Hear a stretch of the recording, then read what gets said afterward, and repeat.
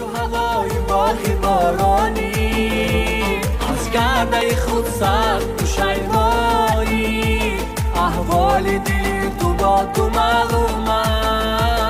غمهای دلی مرا نمیدانی غمهای دلی مرا نمیدانی وای